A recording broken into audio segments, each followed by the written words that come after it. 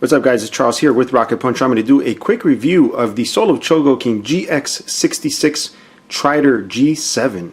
It's the newest release and it was released this year. I didn't get around to getting it till a couple days ago, but it's here and we're taking a look at the front of the box, which is gigantic by the way. Here is my hand and here is a little deluxe transformer for comparison and a Soul of Chogokin Vanguard Ace. So as you can see, it's a very big box. As usual, it's got some great graphics out in the front, some beautiful photography. It's got a great impact, I think, and you can see him right back here. If we turn the box around and check out the back, it's got the usual pictures of all the different modes and the actual robot and all the gimmicks. As you know, Bandai loves to throw in trillions of accessories, pretty much every weapon that you see in the anime. But I'll try to keep it quick and concise. The whole size of the box is really just all the accessories. The actual robot only takes up a little bit of the box. So we're going to go ahead and check it out. Now Trider comes in a gigantic styrofoam box. It's the size of the outer box except about 2/3 deep. And this is the actual figure. Once you take him out, you just attach the wings and he does look very beautiful once you have him standing in a nice little pose like this. Then we'll take a peep at the back right here. Very clean from the back. The figure, of course, sports some very nice paint and also loads of die-cast, which makes this figure a little bit heavy. The metal contents here, the actual feet, you get the whole legs, and when we move up, you also get the whole waist section here with the upper body. Now, one thing to look out for when you buy these is the chest. You see right there, it's kind of got a little mess up. Mine's not too bad, but I've seen people where it actually wears down to the silver, and it's due to the design of the encasing that it comes with the styrofoam. It kind of rubs on there and then through shipping it wears off a little bit. So you do want to be mindful of that. It does have relatively good articulation. You have the head, which moves all about. Now if you attach the alternate head, which is the non-transforming, more accurate head, if you pop that on, you actually have more of a neck movement than you do with the transforming head. You have the shoulders, which come out and rotate, and the arms do rotate. They're kind of hard to rotate the very first time. You get the elbows right here. You got little nice ratchets. You got the spinning bicep. You have the hands here on a ball joint. You have no waist articulation due to the design. You do have the legs that come out. They do go forward, and you'll notice instead of having skirts, it's this whole section here moves, okay? And if you need more articulation, you can just pull the leg out here, move down to the knees. Got some nice, very soft ratchets on the knees here. What's really cool about the knees is that aside from that movement, when you get to the back here, it also ratchets this way, so it gives you a lot more articulation in the knee area. And you also have the feet here and the ankle. If you need more posability, you can actually extend that out just a tad more, so you can see that side to side for comparison. Now, like a lot of the other bigger Bandai Chogokins, he does have the regular perfect transformation hands, which I'll show you right here. They have nice articulation. They have articulated individual fingers, just not like every joint, just right there on the knuckles. You have the moving thumb, and then you can also fold these up, push them in, and then you can add this piece here, just like that, which allows you to use the other optional hands that come with the figure to look a little more anime accurate, which are done in PVC with some beautiful metal paint. Here's those two, and here's the open hand. So I'll show you what the fist looks like. All right, so that's what it looks like with the anime accurate fists, and then here's what it looks like with the perfect transformation ones. Then we'll go ahead and test out the open hand here. Alright, that's what he looks like, and you'll see there's actually a little hole right there in the hand. I'll be showing you what that's for a little later on in the review. One of the things I did hate about another release, which is the Diecast 3, which is his little sunrise buddy, is that the hands were kind of hard to take out. This fortunately has a little panel now where you can actually stick your finger in there. It's also got a little tool that it comes with the set to help push the hand out. Now if we take a look up close at the head, you'll see these little lines running through here because this is the perfect transformation head. It also does have an optional, more accurate head. It doesn't have the lines, and you'll see the mouth is open. However, you can interchange the faces between the two just by popping the face off like that and you're changing them in between the two. For now, I'm going to leave this head on. So move down to the knees, and I did want to show you something. He does have something called the Trider Saber, which this would open up and his saber would be there. I don't think I can store it. I can't find the way to fit it, but that's where it would come out of. Then you would just pull out these pieces on the side and then attach this beautiful chrome blade. The chrome on this is absolutely beautiful. And then just put it right in his articulated hand. It actually comes with 2 Trider sabers if you wanted to have one in each hand. Now we're going to check out the Trider beam cannon, which is this pistol looking thing right here. You'll notice it's got a hole here. It's not a screw hole, it's actually a peg hole for this little piece here. The reason for that is because this little piece will go right onto his hip here, and then the gun pegs right to his side right there. You can also put it in his hand, the articulated hand. You'll notice the index finger does go through the trigger hole there. It actually looks pretty good with that gun. We're going to check out the Trider cutters. There's a couple of them right here. To use these, you will need the optional open hand. So once you get the hands in, you got the little peg adapter here. You just pop them right in. And then the little tray that comes with the little teeny tiny things, you want to attach the pegs to the Trider cutters, or the hands first, it don't matter. Just pop them right in. And then you can just attach it to the palm, just like that. And there you have the Trider cutters. And the cutters can also be attached using those pegs for the beam cannon. You can attach them right to the side. Now there's also a panel here, if you open this up a little bit, and this flips up, and that creates the bird attack. You didn't think that was all for weapons, did you guys? He's also got the javelin here, the Trider javelin. Again, another piece with beautiful chrome. I just got a bunch of fingerprints on there, but this opens up this way, and you can attach this to the bottom to make it a short handle weapon, or attach this plastic staff right here, and then the other piece to the end to make a very long javelin weapon. And it's just one of those weapons you have to pose with both hands. And speaking about weapons you hold with both hands, check out these guys. This is the Trider chain. They're held together by one metal chain. It is actually really metal. And all you do is just hang it in his hands this way. And I think this weapon looks absolutely awesome. And another great thing is you can close these claws in, just like that.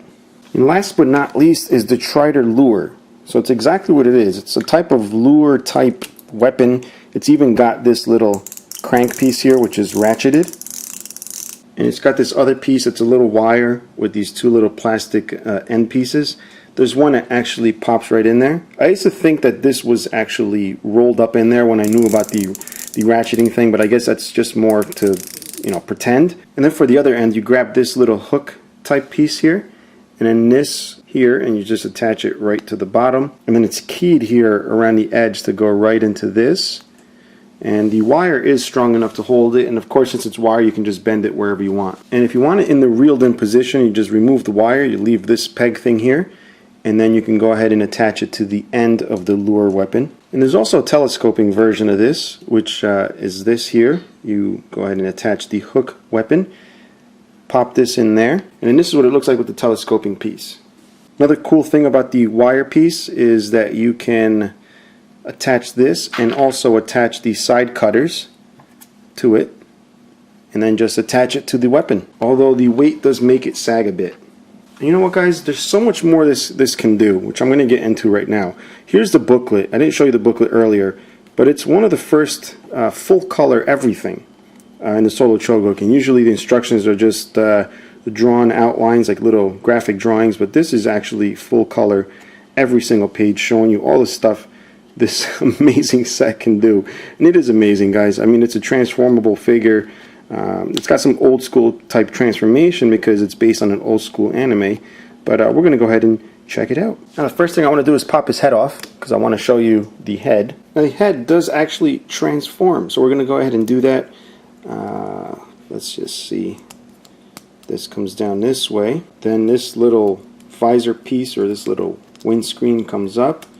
It goes right over the face, and this has to be lifted here because there's a little landing gear that comes out, believe it or not. Pop that back in, then fold this up on the sides, and then there's also landing gear right in the back. Flip those little tiny wheels out, and this is the end result of that. For the next mode, just hide the little landing gear, pull this back around like this, bring it down. Then the wings here have these little things that come out this way. Just pop them out to the sides, fold the wings back up, bring them down, unfold the little skids here.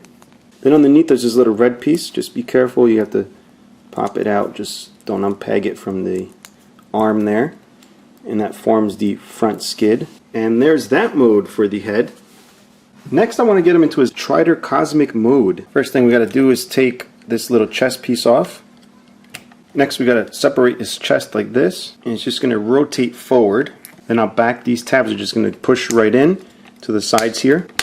Pull these wings back. Flip the arms around this way on both sides. Pop both his hands in. Attach these vents to where the hands went. Fold his feet down. Pull little fins up. Push the hips up. Once the hips are up, there's little tabs you got to pop in. Then lock these two tabs in the front. Pop out the little landing gear.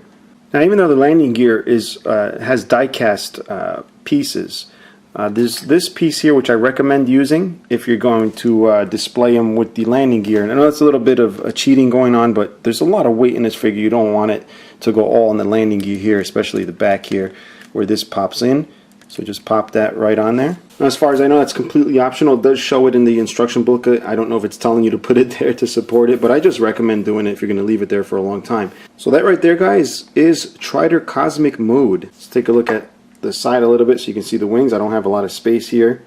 Right, the head does stick out in the back. I mean, you could pop the head off, and you could also actually leave the chest piece in there. Next, we're going to turn it into Trider Eagle, so he does have a secondary flight form. Now for that, you're just going to have to pull the hips down, separate the legs, then flip them around this way.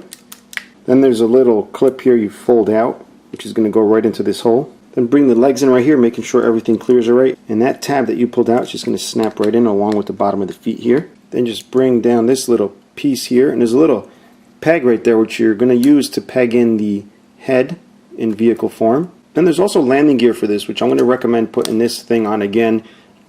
Pop this landing gear here, and then on the bottom of the feet fold the fins in, and then right inside you'll see the landing gear. So try as I may, try as I might, that landing gear won't be coming out tonight. It's very difficult to get to. My fingers are way too big. I've used pencils, sticks, everything. I just, the angle, forget it. And that right here, folks, is the Trider Eagle. So next up is the Trider Beagle, and for the Beagle we're going to need the Trider Crawler, which is this here, which has tank treads. They really do roll, as you can see. We're going to need Trider in a sitting position. So I've already got him set with his feet straight out. There's like holes right here on the inner thighs which are going to clamp onto the sides of this, and then the rest is just going to snap in normally. So I'm going to go ahead and do that. And the finishing touch is attaching these straight fingers with the holes in the top. Alright, pop them right in. And there you have the Trider Beagle. Now, while he's on there, he could actually rotate, as you can see right here, which is kind of silly, but I love it at the same time. That's crazy. Gives new meaning to the saying, sit on it and rotate, doesn't it? Now, I hope you guys didn't think that was actually it. Did you think that? Because no, it's a Soul of Chogokin, so it's got 100 million more accessories. But I think we're running towards the end here. So this is the Trider Shuttle. Now the Trider Shuttle may be very boxy, but it's not like an afterthought. A lot of design really went into it. It's just an old school design based on a very blocky thing. So there's a couple of little different features here. Right here on the side, if we pull this door down, actually there's a couple of them, that's where he would shoot missiles from. And you'll see when we go to close it, kind of sticks out a little bit. You just go ahead and push it back in. The doors do pop out. If we look on the bottom, you'll see these little treads here. You could actually pop these out, just like that, on all four corners. And you'll see a little booster detail. And right here, there's a little door that can open. That's where the crew would load up.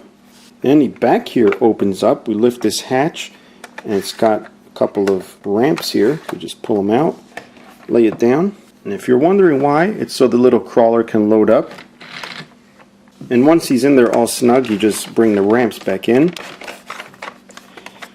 close the hatch. And of course, guys, again, that's not it. The front here, you'll see it's got this little spring-loaded door. Just push the door all the way back to keep it open. Then this part's going to slide out. Then push these little tabs out here. Grab his chest plate, open this up.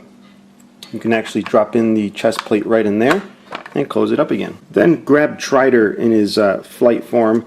You can leave the head on. I'm not going to. I really don't feel like having any clearance issues here and snapping something. And then there's two things here where these pegs are going to go into, and you're just going to line them up And once you have that pegged in, you have what's essentially one of the biggest freaking ships on display. And this thing's just silly, guys. Here's the Vanguard Ace again for comparison. That thing's gigantic. A Hello Kitty Chogokin. And for you Transformers fans just watching my videos, here he is with a little Generations gears and a Masterpiece sideswipe. So as you can see, it's a gigantic ship mode here. So I'm going to get it back into robot mode to do a couple of more comparisons in robot mode. Here's how he scales with other SOCs. We got Trider here on the left, obviously. We have Daitarn 3 in the middle, and we have Zambot 3 over at the end. Here he is with Daltanius and God Mars. And with Gunbuster and Dioja, the mighty God Sigma. Here he is with Iron Gear, and the tallest of all, Ideon. And this guy here, and then a few Transformers just for good measure. Alright guys, that's going to finally bring us to the end. Congratulations to those of you who sat through the whole review. This is definitely a cool purchase if you're into these robots. I'm going to leave all that accessory stuff in the trays, but this is going to display very well with all my other Chogokin figures. If this looks like a robot you want to own, there's a link in the description where you can go ahead and grab one. If you're enjoying the videos, guys, please subscribe. And if you have any questions or comments, please leave them below. Until next time, bye-bye.